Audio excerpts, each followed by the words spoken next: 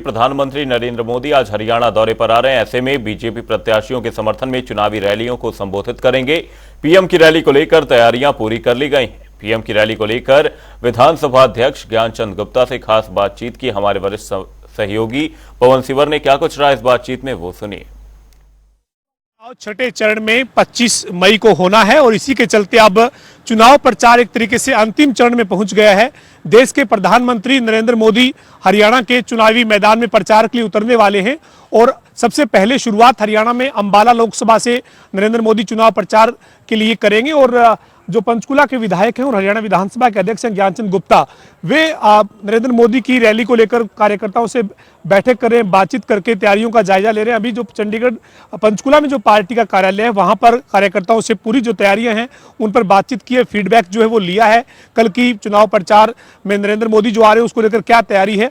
Sir, आप जो है वो लगातार कार्यकर्ताओं से आज दिन भर बैठक कर रहे हैं और अभी जो आप फील्ड में एक बार फिर से उतर रहे हैं, तो किस तरीके से देखते हैं सर नरेंद्र मोदी के हरियाणा के दौरे को? कितना उत्साह है सर अंबाला लोकसभा क्षेत्र में?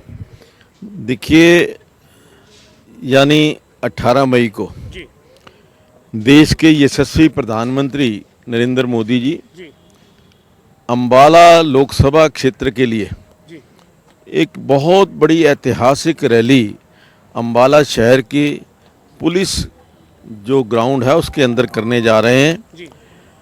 और उनके आगमन को लेकर के पूरे केवल अंबाला लोकसभा में नहीं, पूरे हरियाणा प्रदेश के अंदर युवाओं के अंदर, कार्यकर्ताओं के अंदर एक नई ऊर्जा का संचार हुआ है।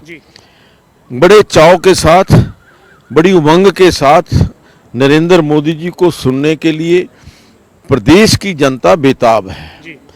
हमने भी यहाँ पंचकुला के अंदर लगभग 100 बसेस और 300 प्राइवेट गाड़ियाँ जो अपने कार्यकर्ताओं की हैं, इनको लेकर के लगभग 5000 कार्यकर्ता इस अंबाला की रैली के अंदर शामिल होने के लिए जा रहे हैं।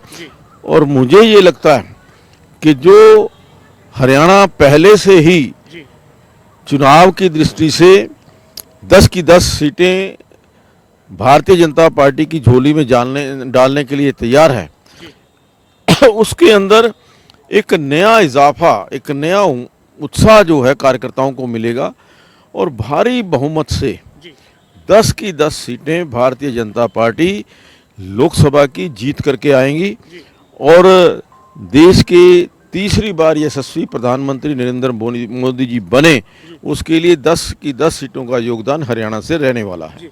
सर, आपने आज दिन भर लगातार बैठक की है, बातचीत की है, कार्यकर्ताओं से आप मिले हैं। सर, नरेंद्र मोदी हरियाणा में जो चुनाव प्रचार अभियान में उतर रहे हैं उसकी शुरुआत अंबाला लोकसभा क्षेत्र से हो रही है, उसके बाद गोहाना जाएंगे, 23 तारीख को फिर महेंद्रगढ़ के पाली गांव में जनसभा को संबोधित करने पहुंचेंगे। तो आप ये मानते हैं सर कि नरेंद्र मोदी के अब चुनाव मैदान में, हरियाणा के सियासी मैदान में उतरकर प्रचार करने से बीजेपी को मजबूती मिलेगी और 2019 का आप इतिहास दोहरा पाएंगे जो 10 की 10 सीटों का है?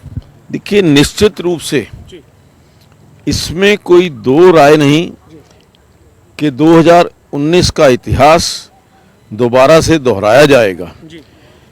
और वैसे भी जो हरियाणा प्रदेश के लोग हैं उनके साथ नरेंद्र मोदी जी का एक विशेष लगाव है, क्योंकि उन्होंने 5 साल हरियाणा प्रदेश के कार्यकर्ताओं के साथ, छोटे से छोटे कार्यकर्ता के साथ मिलकर के बैठ कर के पार्टी को मजबूत करने का काम लगभग 25 साल पहले किया था। वो नरेंद्र मोदी जी की यादें आज जब नरेंद्र मोदी जी हरियाणा में आते हैं तो वो यादें ताज़ा हो जाती हैं। और वो जो हर एक कार्यकर्ता है, चाहे वो नया कार्यकर्ता है चाहे पुराना कार्यकर्ता है, वो मोदी जी को मिलने के लिए, मोदी जी को देखने के लिए, मोदी जी को सुनने के लिए बेताब है। सर, जो वो एक राजनीतिक सवाल भी है, इंडिया गठबंधन यानी कांग्रेस और इंडिया गठबंधन मिलकर चुनाव लड़ रहा है सर देश भर में। हरियाणा में भी 1 सीट पर इंडिया गठबंधन आज जो वो मिलकर लड़ रहा है, 9 सीट पर कांग्रेस लड़ रही है। सर, कांग्रेस के नेता हों या फिर इंडिया गठबंधन के नेता हों, लगातार ये प्रचार कर रहे हैं कि इस बार कांटे की टक्कर है कई जगहों पर और कोई फर्क अब नहीं पड़ेगा, भारतीय जनता पार्टी चाहे किसी भी तरीके की रणनीति अपना ले। आपका क्या दावा है सर, नरेंद्र मोदी के चुनाव प्रचार में आने के बाद मजबूती मिलेगी? निश्चित तौर पर। देखिए, जहाँ तक इंडिया गठबंधन की आप बात कर रहे हैं, मैं तो उस गठबंधन को एक स्वार्थ का गठबंधन मानता हूँ। ना उस गठबंधन की कोई विचारधारा है, ना जो गठबंधन के अंदर पार्टियां शामिल हैं, लोग शामिल हैं, उनकी कोई दशा और दिशा है। एक पार्टी पंजाब में उनके खिलाफ लड़ रही है और वही पार्टी चंडीगढ़ में उनके साथ लड़ रही है। इसी प्रकार का जो रूप है वो हरियाणा प्रदेश के अंदर भी हमें देखने को मिल रहा है। जिस प्रकार से हरियाणा प्रदेश के अंदर आप पार्टी, जिसके मुखिया भाई अपने केजरीवाल जी हैं, जिस प्रकार से वो गिड़गिड़ा रहे हैं, जिस प्रकार से एक आंसू बहा करके कि अब मुझे ये दोबारा फिर जेल में डालेंगे, बचा लो मुझे, लोगों से अपील कर रहे हैं। लेकिन जो केजरीवाल जी का चरित्र, केजरीवाल जी की जो वाणी रही है, वो केजरीवाल जो जिन्होंने पार्टी बनाई थी अन्ना हजारे को छोड़ करके, और अन्ना हजारे जी ने भ्रष्टाचार के खिलाफ लड़ाई लड़ने का आह्वान किया था। उस लड़ाई को लेकर के भ्रष्टाचार को खत्म करने के लिए जो पार्टी बनी हो, और आज चारों तरफ से वो भ्रष्टाचार में घिरी हुई नजर आ रही है।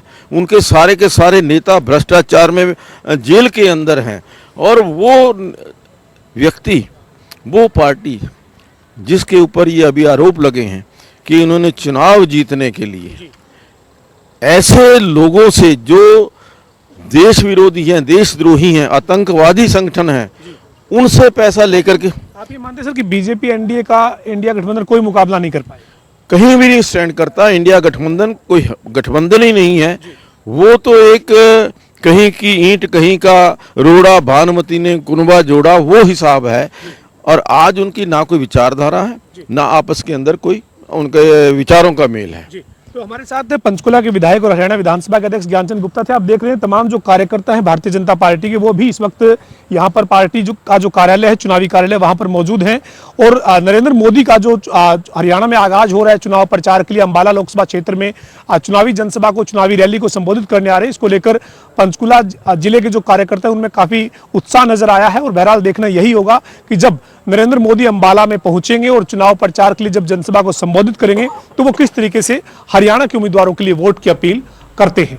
वीडियो जर्नलिस्ट विजेंद्र सिंह के साथ पवन सिंह और जनता टीवी, पंचकुला।